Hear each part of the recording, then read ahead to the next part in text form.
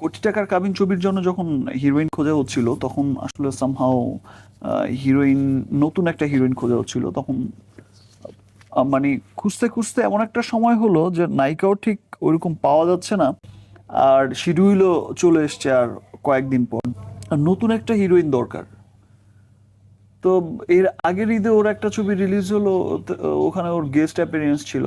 তো সামহাও ঈদের দিন আমরা সবাই মিলে আড্ডা দিচ্ছি হ্যাঁ। একটা জায়গায়, তখন ছবিটা চলছে। তখন প্রথম ওই টিভিতে দেখলাম।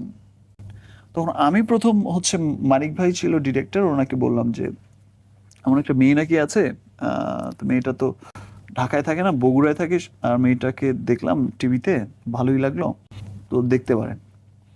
তো তার একদিন দুদিন পর দেখলাম যে ওর সাথে কন্ট্রাক্ট হয়ে ইবলিসতে আমি শুটিং করছি, তখন ওরা আসলো, আচ্ছা। তখনই প্রথম দেখা হলো। অ্যান্ড দেন তখন তো ওরা কন্ট্রাক্ট হয়েই গেল।